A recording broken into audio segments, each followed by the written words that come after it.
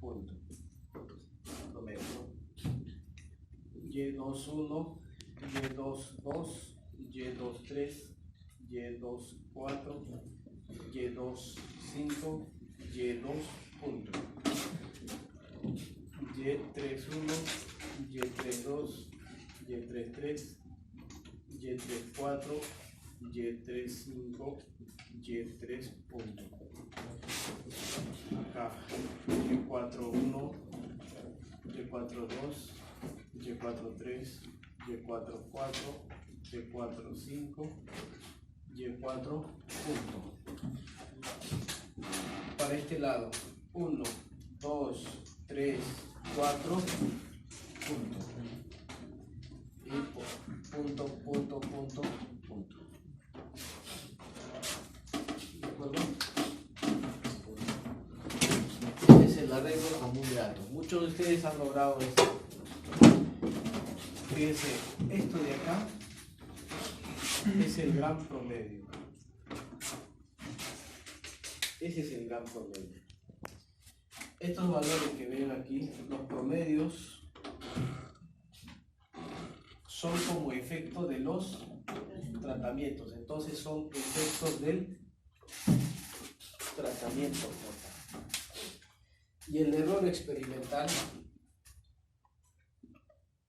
es igual a estos valores Y sub J menos el gran promedio, menos el promedio. Y punto. Ese es el promedio. El error experimental atribuido no a las variables. Por ejemplo, Y11 menos Y1 punto. Y12 menos Y1 punto. Si quiero calcular el error experimental de esto, sería Y23 menos Y2 punto. Así sucesivamente. ¿De acuerdo? Y eso es lo que contiene el modelo. Ahora veamos cómo es que es el ANOVA de esto, ¿no? En la ANOVA tenemos las fuentes de variación.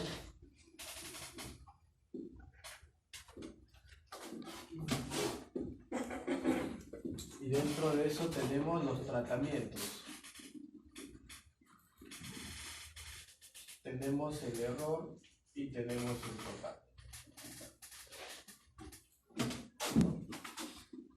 La suma de cuadrados, los grados de libertad, los cuadrados medios, F calculado, F tabular y acá la probabilidad o la significancia.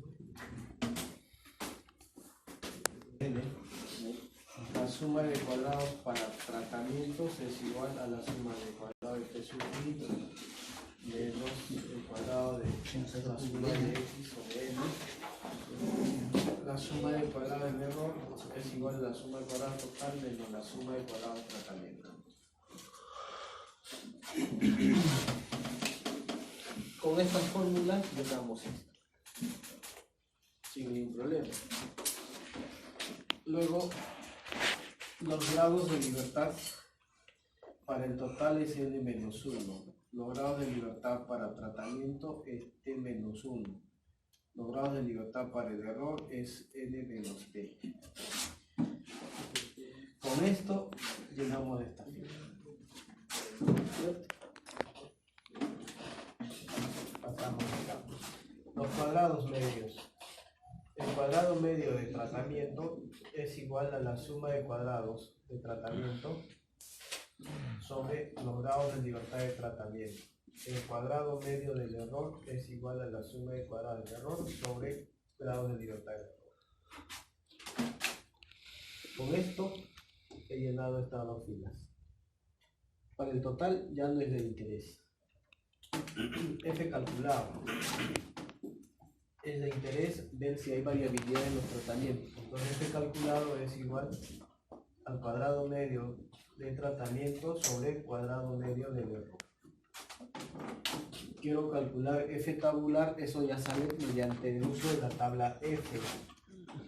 de Fisher. Entonces, a un nivel de confianza de 0.05 se determina con los grados de libertad de tratamiento y los grados de libertad del error.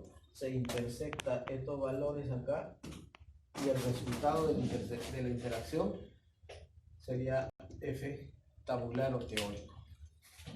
La probabilidad o la significancia es un valor que acá mediante estas expresiones no es posible, pero si estamos en el Excel,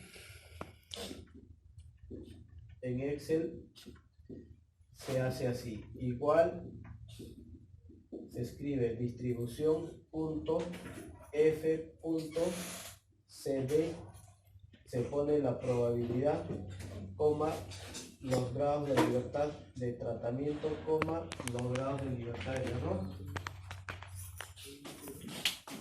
Ya, se presiona Enter y ahí sale el valor. Entonces, solamente con esta expresión numérica hemos llenado la tabla, ¿cierto? Una vez que hemos hecho eso, debemos probar la hipótesis. La prueba de hipótesis. ¿En qué consiste esto? Planteamos hipótesis. En este caso son 4 tratamientos. Y los promedios de estos 4 tratamientos asumimos que son iguales para la hipótesis nula. Para la hipótesis alterna decimos que estos 2 tratamientos, estos 4 promedios de tratamientos son diferentes. Y tomamos la decisión de rechazar o aceptar dependiendo de si f calculado mayor a f tabular, rechazo h sub 0. Si f calculado menor a f tabular, acepto h sub 0. Otra forma de rechazar o aceptar la hipótesis nula es si la significancia es menor que 0.05, rechazo h sub 0. ¿Ya? Por otro lado, si la significancia mayor a 0.05, acepto h sub 0.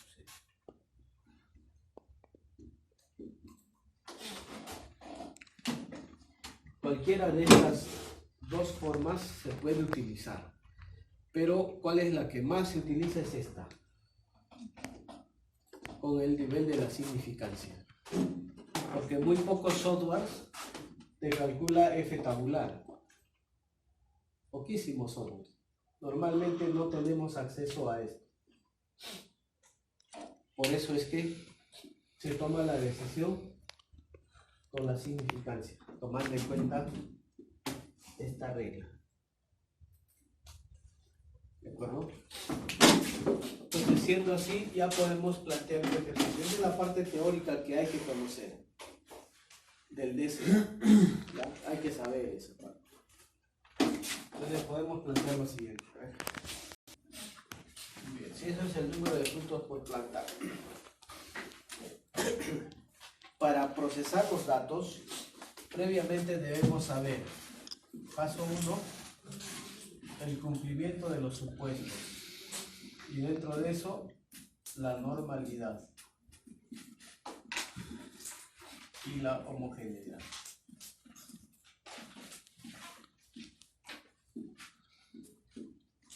De varianzas. ¿Ya? 2. Estadísticos. Descriptivos. O la exploración de los estadísticos. 3. Análisis de varianzas.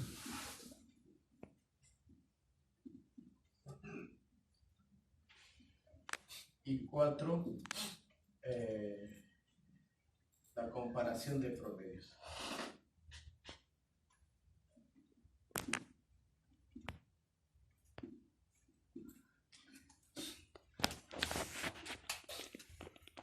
Es todo lo que tenemos que saber. Los supuestos, el supuesto de normalidad para este caso 5 por 3, 15 datos. Por tanto, n menor que 50 le corresponde Shapiro V. Para la homogeneidad de varianzas tenemos Lebene o tenemos Bartlett. Utilizamos Lebene en el caso del SPSS. Para los estadísticos descriptivos tenemos varias opciones, ¿no? Puede ser tablas, puede ser gráficos. Y dentro de los gráficos pueden ser los de bigotes o los de cajas para las tablas de distribución de frecuencias o también de valores máximos, mínimos, ¿no? De medidas de tendencia central o de dispersión. Para el análisis de varianza tenemos el ANOVA o AMBA, F de Fisher.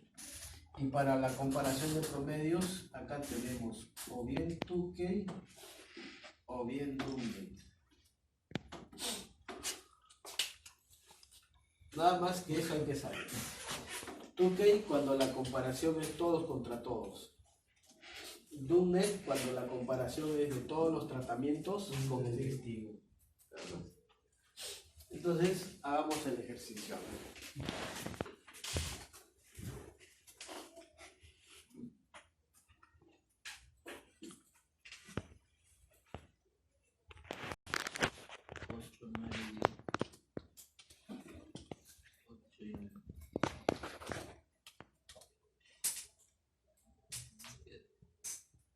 Nada más. Ahí queda, ¿no? 15 datos. Hemos introducido la variable de respuesta, es decir, el número de frutos por planta. Al costado debemos ver qué tipo de tratamiento corresponde. A 10 le corresponde el tratamiento 1, ¿cierto? A 12 le corresponde el tratamiento 1. A 13, 1. A 13, 1. A 10, 1. A 12 ya le corresponde el tratamiento 2. A 16, 2. A 16, 2. A 14, 2. A 15, 2. Y ya después es el tratamiento 3. 8, 9, 10, 8 y 9. Ya hemos definido la variable de respuesta y los tratamientos. El SPSS tiene dos ventanas, una vista de datos y acá la vista de variables. En la vista de variables debemos definir las variables y para eso es importante también acuñar un concepto teórico. Borramos esto. Independiente. Esta variable independiente en diseños experimentales se llama factor. Le ponemos O, factor, entre O mayúscula. Factor. ¿Cómo reconozco cuál es la dependiente y cuál es la independiente? Fácil. La variable independiente se manipula. O sea, son los tratamientos. Así del ensayo. La variable independiente son los tratamientos, son los que se manipulan. Y la variable dependiente es por efecto de la variable independiente. Es causa efecto. Entonces, otro enfoque teórico que tenemos que conocer es esto. Las variables pueden ser cuantitativas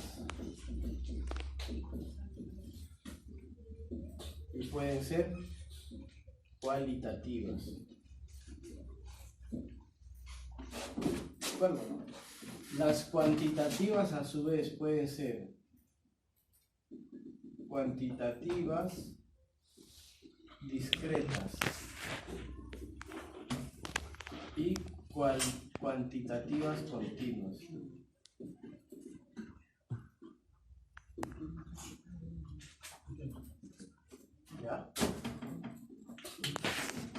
Las cuantitativas discretas son enteros. Las cuantitativas continuas son decimales. Mientras tanto, en las cualitativas tenemos la ordinal jerarquía, hay orden de relación. Y es nominal cuando no existe jerarquía. Otro concepto importante son las escalas. Escalas de medición. Según las escalas de medición tenemos escala de razón y escala de intervalo. Estos dos solo se reservan para las variables cuantitativas. Y por otro lado tenemos la escala ordinal y la nominal. Y estas dos para las variables cualitativas.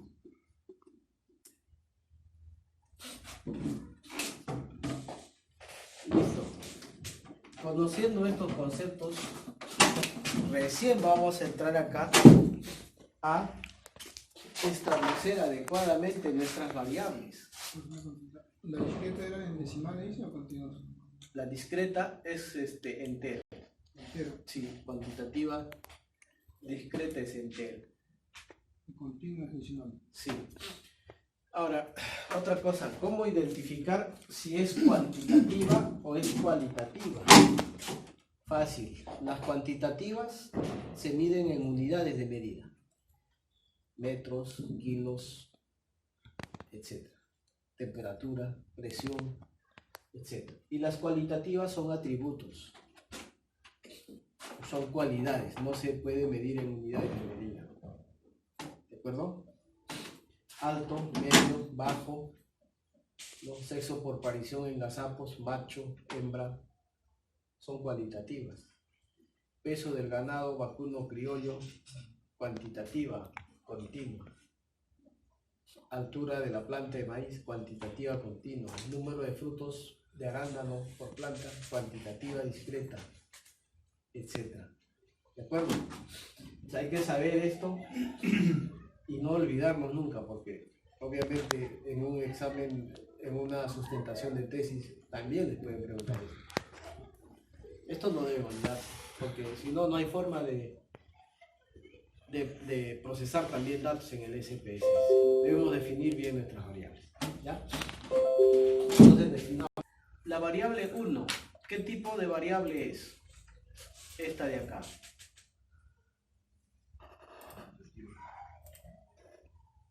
¿Qué cosa viene a ser? Peso, número de frutos. Escribamos entonces. Número de frutos por planta. ¿Qué tipo de variable es? Cuantitativa. Es cuantitativa, ¿no es cierto? Muy bien. ¿Qué tipo de escala de medida tiene? Ahí tenemos solamente tres opciones: escalar, ordinal y nominal. Nos vamos acá donde dice escalas de medición. Para una variable cuantitativa puede ser de razón o puede ser de intervalo. ¿No? Ahí tenemos de razón, tenemos de intervalo, por tanto queda en escala. Puede haber softwares a este nivel de especificidad. En ese caso hay que determinar bien si es de razón o es de intervalo. Pero el SPSS dice escala. Entonces ponemos que es escala. Escala y no pasa nada. Ahora aquí, la variable 2. La variable 2, ¿a qué hace referencia? Tratamiento. Y está designado con códigos numéricos. 1, 2, 3. Entonces, ¿qué pondríamos aquí? Para empezar, ¿qué medida tiene? Nominal. ¿Qué representa? Tratamiento. Entonces, como es una variable nominal, o mejor dicho, cualitativa, debemos asignar acá donde dice valores, en los puntos suspendidos, hacer clic y poner el valor de 1 corresponde al tratamiento 1. Añadimos. El valor de 2 corresponde al tratamiento 2. El valor de 3 corresponde al tratamiento 3. ¿Hay más? 3 tratamientos, nada más. Y luego aceptamos. Eso es todo lo que hay que hacer. Eso es todo. Ahora está definido nuestras variables de acuerdo a los conceptos, fíjense. ¿De acuerdo? Para definir las variables hemos utilizado esto, fíjense.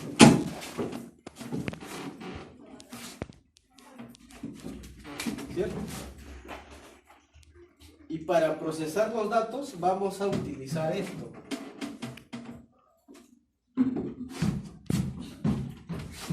Esto para procesar y esto para definir variables.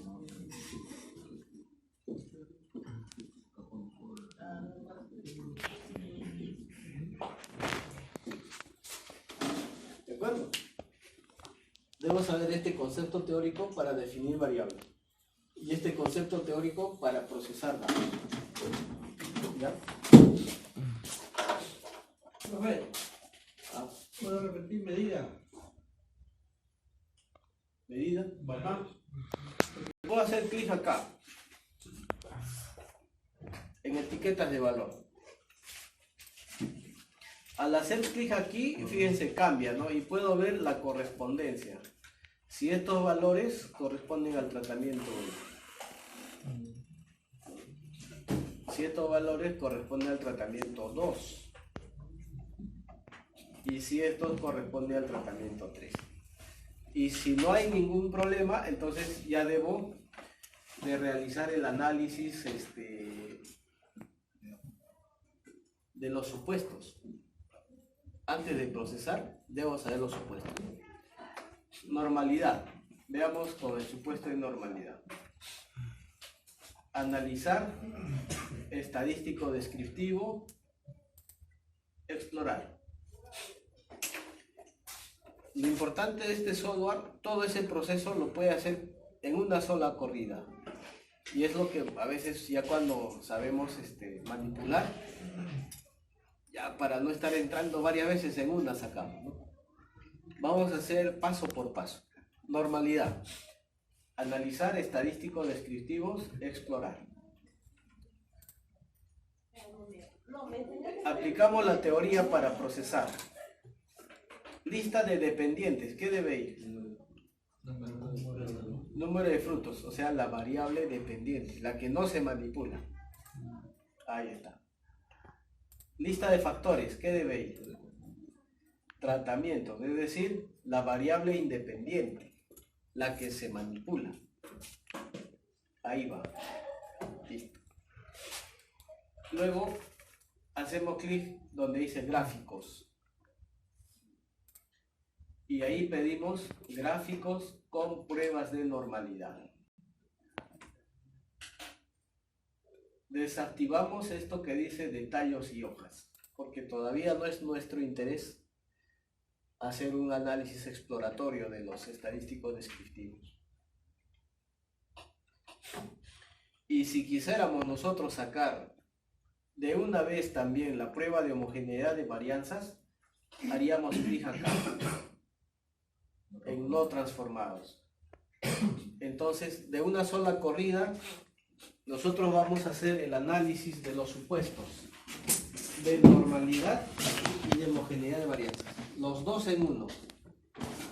Normalidad con esto. Gráficos con pruebas de normalidad. Y homogeneidad de varianzas con la prueba de dispersión del EBN al hacer clic en no transformados. ¿Ya? Y luego continuar y aceptar.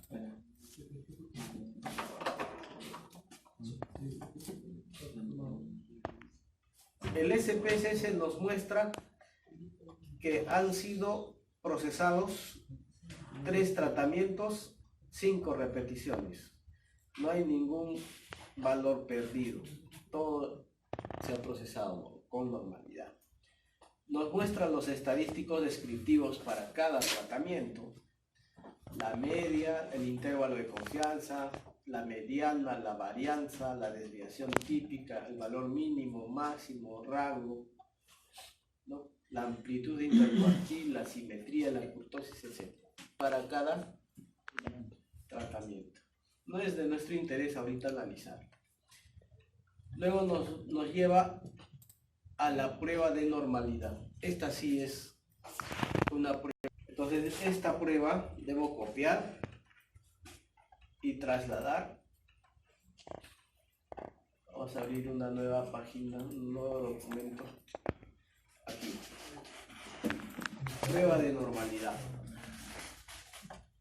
Pero como el valor es menor que 50 datos, entonces debo solamente interpretar con Shapiro-Wilk. Por tanto, debo borrar esto.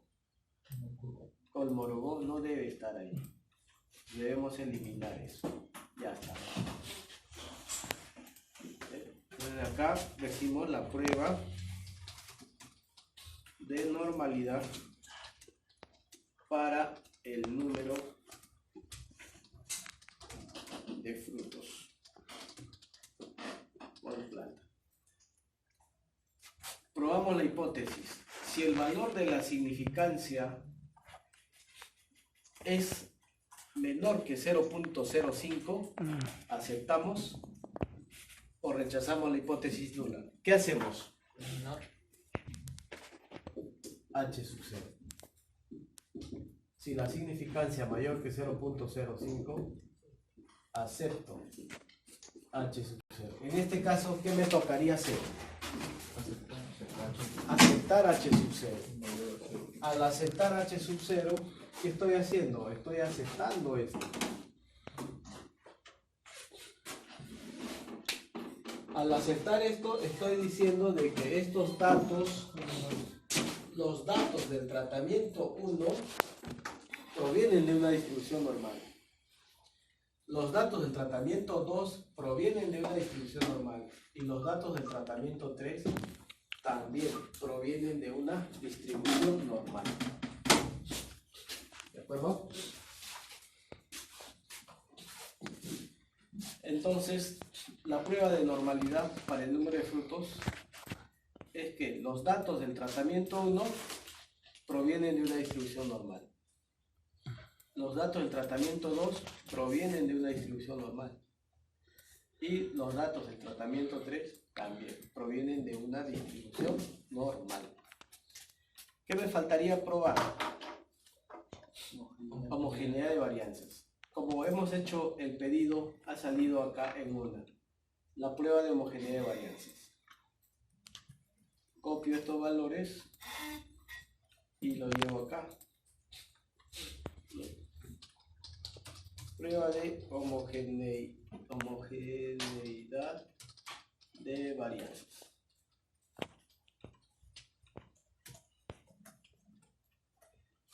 Igualmente, ¿no? Se plantea la hipótesis nula y la hipótesis alterna de la siguiente manera. Hipótesis nula e hipótesis alterna. Hipótesis nula, las varianzas son iguales. 3 tratamientos, ¿no? Las varianzas son diferentes.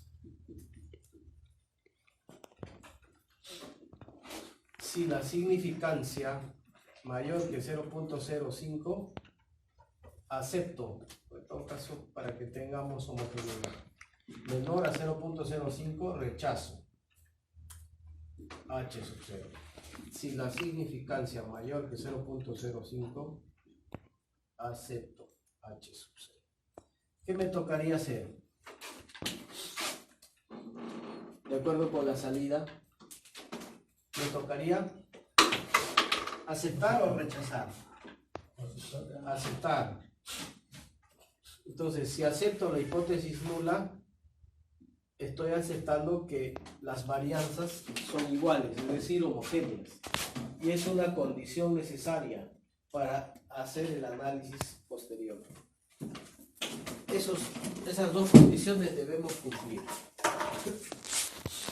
¿De acuerdo? Estos no son resultados, por tanto, debe ir esto en los anexos. Anexo. Esto es parte de los anexos.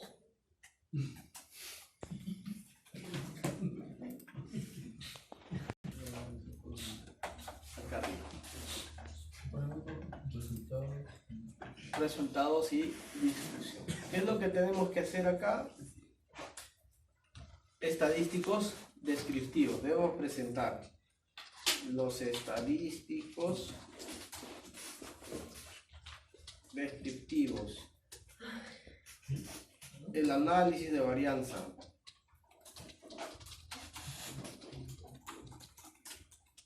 y la comparación de promedios entre los tratamientos.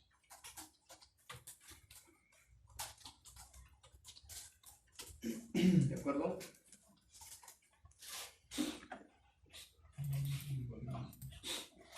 Ahora, todos estos valores que estamos viendo acá, les voy a enseñar también de una, así, en una sola, todo el proceso, para que no sea muy cansado. ¿Ya? Y se hace de la siguiente manera, a ver, vayamos a hacer. Todo lo que nos pide acá en una sola, en un solo paso. ¿Ya? Comparación de los promedios. Sí, comparación de promedios entre los tratamientos. ¿Ya? En un solo paso. Vayamos. Analizar.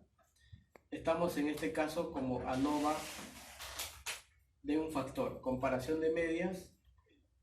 ANOVA de un factor. Aquí.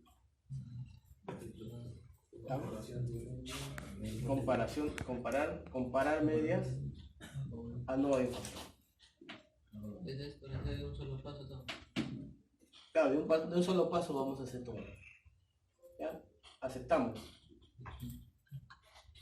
Acá, lista de dependientes, debe ir la variable dependiente, el número de frutos. En factor debe ir tratamientos. Aquí, las pruebas post-hoc. Vamos a seleccionar Tukey. Fíjense acá, el nivel de la significación es 0.05. ¿De acuerdo? Entonces continuamos acá. En opciones, ¿qué nos pide? Estadísticos descriptivos. Acá también la prueba de homogeneidad de varianzas. Podríamos haberlo pedido, ¿no? Pero bueno, ya hemos probado en el paso anterior, ya no es necesario. Gráfico de medias, también, ¿no? De los estadísticos descriptivos. Y con eso ya tenemos todo el pedido. Continuamos y aceptar. Fíjense, acá tenemos los estadísticos descriptivos. Eso debo copiar aquí. Seguidamente debo copiar el gráfico, pero vamos a ir por partes. ANOVA debo copiar aquí en análisis de varianza, acá. La comparación de promedios, aquí está, comparación de promedios Tukey. Puedo copiar este cuadro o también puedo copiar este otro. Cualquiera de los dos. Depende. Este cuadro de acá compara los tratamientos todos contra todos. Lo que hay que leer es la significancia. Cuando esto es confuso, acudimos a este cuadro. ¿Ya? Acá ya no hay dudas, ¿no? Por ejemplo, si yo comparo el tratamiento 1 con el tratamiento 2, es significativo, dice, porque el valor de la significancia es menor que 0.05. Estos dos tratamientos son diferentes. El tratamiento 1 con el tratamiento 3 también es diferente. El tratamiento 2 con el tratamiento 3 es diferente. ¿No? Entonces, es lo que nos muestra acá, fíjense. El tratamiento 2 es diferente y superior al tratamiento 1. El tratamiento 1 es diferente y superior al tratamiento 3. Entonces, podríamos copiar cualquiera de los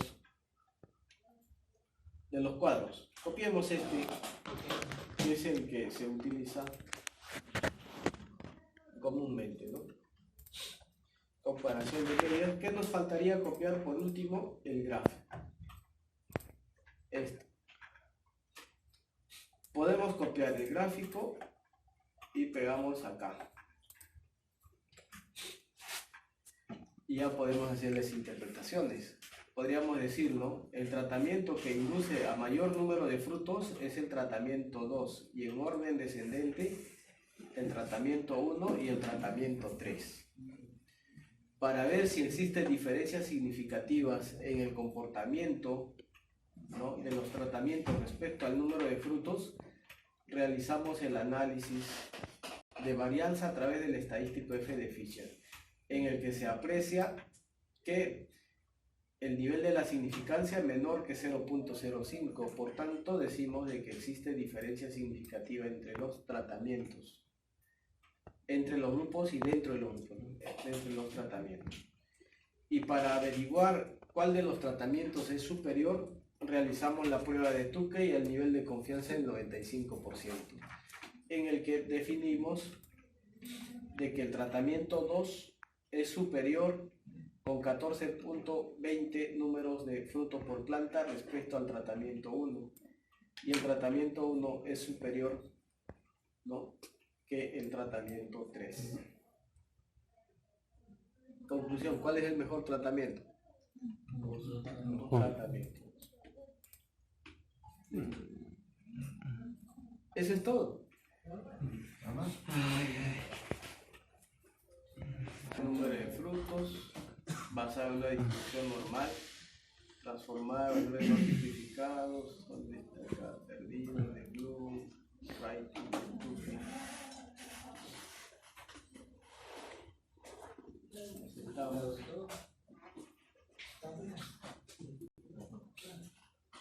Este es lo que bota el Minitab, el gráfico de residuos. Y si quisiéramos que acá salga el residuo, también se puede hacer así. Analizar, modelo lineal general, univariante. Vamos acá, esto para acá. Definimos el modelo previamente, solamente para variable. Efecto principal nada más. Aquí queremos guardar los valores de residuos no tipificados. Continuamos y aceptamos. Aquí es donde se han guardado estos residuos. Estos residuos son estos de acá que les decía.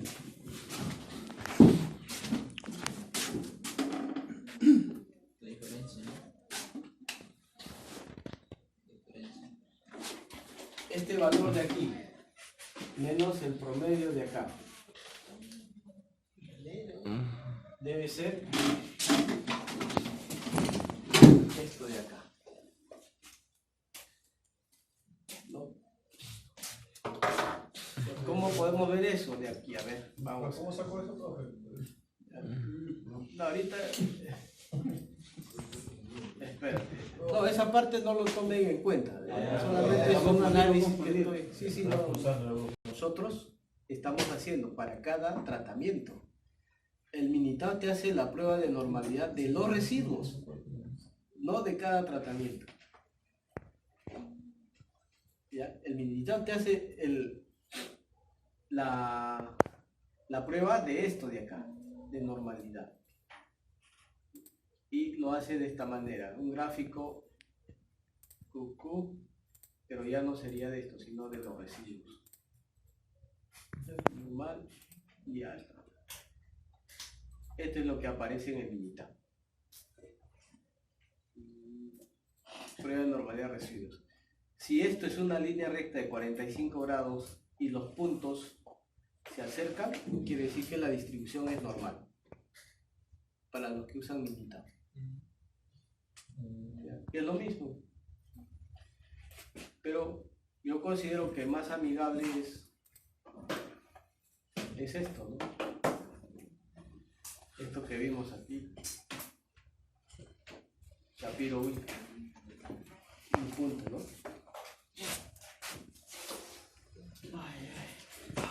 Nos vamos a los resultados de los estadísticos descriptivos, ¿no?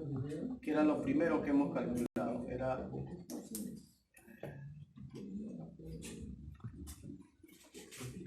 era esto de acá.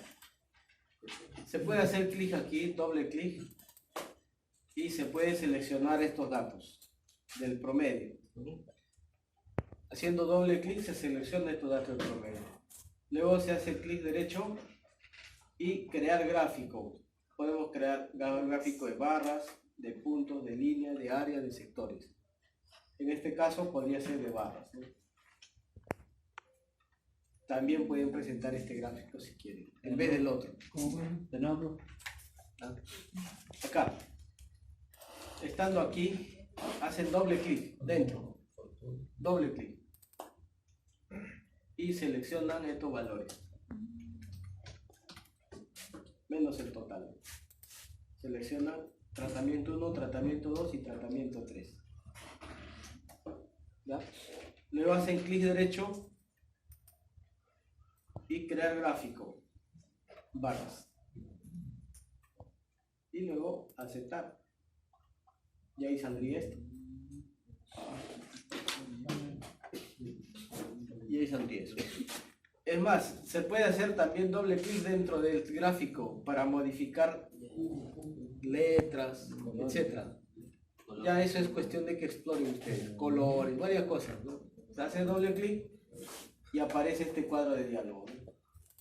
Acá puedes ponerle números. Por ejemplo, si esto fuera severidad, podrían también presentar diciendo de que el formato de numeración sea caracteres posteriores, podría ser porcentaje. Aceptan y fíjense, ¿no? Así saldría, 11.6%. Pueden poner las unidades si quisieran. Es lo que tiene como interesante este software. Luego podemos cerrar nada más y ahí aparece. O sea, eso ya es cuestión de que ustedes puedan ir manipulando más, conociendo el software.